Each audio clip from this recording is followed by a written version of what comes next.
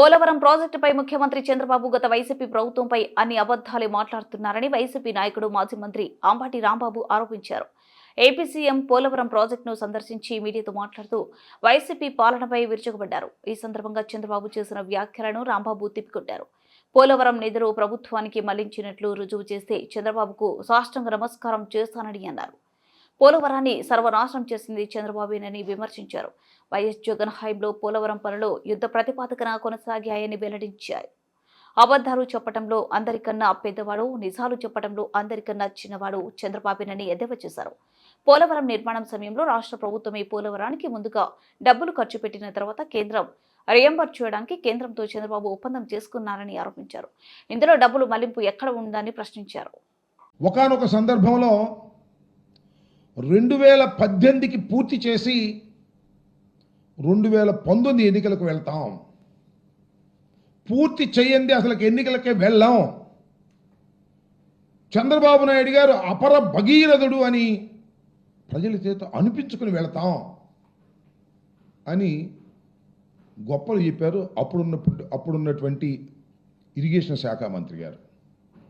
సరే, మళ్ళా ఇప్పుడు ఆయనకు అవకాశం వచ్చింది చంద్రబాబు నాయుడు గారికి.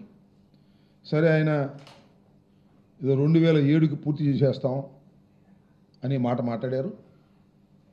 సరే, ఆయన మేము ఇప్పుడు పూర్తి చేస్తాం, అది చేస్తాం, ఇది చేస్తాం అని ఆయన గొప్పలు చెప్పుకుంటే అది వేరే అంశం. కానీ జగన్మోహన్ రెడ్డి గారి ప్రభుత్వం మీద బురదలేటటువంటి కార్యక్రమాలు అవకాశం దొరికినప్పుడల్లా చేస్తున్నారు. దానిలో కూడా ఈ పోలవరాన్ని ఉపయోగించుకొని అనేక సందర్భాల్లో చంద్రబాబు నాయుడు గారు మాట్లాడుతున్నారు. ఆయన ఏమంటారంటే 2019 తర్వాత ప్రజలు మమ్మల్ని దించేశారు, కానీ మమ్మల్ని మళ్ళా తిరిగి అధికారంలోకి తీసుకొచ్చినట్టయితే 2020కే మేము పోలవరాన్ని పూర్తి చేసేవాళ్ళం అని అంటున్నాడు. ఇందాకే పోలవరంలో మాట్లాడుతూ 2018కి పూర్తి చేస్తానని చెప్పాడు. 2019లో మళ్ళీ తిరిగి ఆయన అధికారంలోకి తీసుకొచ్చినట్టయితే 2020-21 కల్లా పూర్తి చేసేవాడట. ఇప్పుడంతా కూడా జగన్మోహన్ రెడ్డి గారు 5 సంవత్సరాల పరిపాలనలో విధ్వంసం చేసేశారట, పోలవరాన్ని సర్వనాశనం చేసేశారట. అప్పుడప్పుడు అంటున్నాడు కదా, రాష్ట్రంలో కూడా 14 లక్షల కోట్ల రూపాయలు అప్పు చేసి రాష్ట్రాన్ని సర్వనాశనం చేశారు అని. చివరికి లెక్కలు చూస్తేనేమో 6,000 కోట్లు. పచ్చి అబద్ధాలు, పచ్చి అసత్యాలు చెప్పి జగన్మోహన్ రెడ్డి గారి మీద బురద జల్లాలనేటువంటి కార్యక్రమాన్ని చేస్తున్నారు. అదే పద్ధతిని ఇవాళ చంద్రబాబు నాయుడు గారు పోలవరంలో కూడా అదే పద్ధతిని అనుసరిస్తూ ఉన్నారు. చంద్రబాబు నాయుడు గారు 4వసారి ప్రమాణ స్వీకారం చేసిన తర్వాత ఒకసారి వెళ్ళాడు, మళ్ళీ ఇప్పుడు వెళ్ళాడు. పచ్చి అబద్ధాలు చెప్పేటటువంటి కార్యక్రమం చేస్తున్నారు.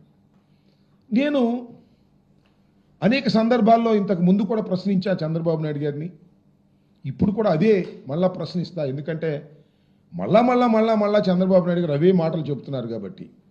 నేను ఒక్క విషయాన్ని గౌరవనీయులైనటువంటి చంద్రబాబు నాయుడు గారిని, రాష్ట్ర ముఖ్యమంత్రి గారిని, 4వసారి ముఖ్యమంత్రిగా ప్రమాణ స్వీకారం చేసినటువంటి అనుభవశాలి, ది టాలెస్ట్ పర్సనాలిటీ అని చెప్పుకుంటారు, చాలా పెద్ద మనిషి అని చెప్పుకుంటారు.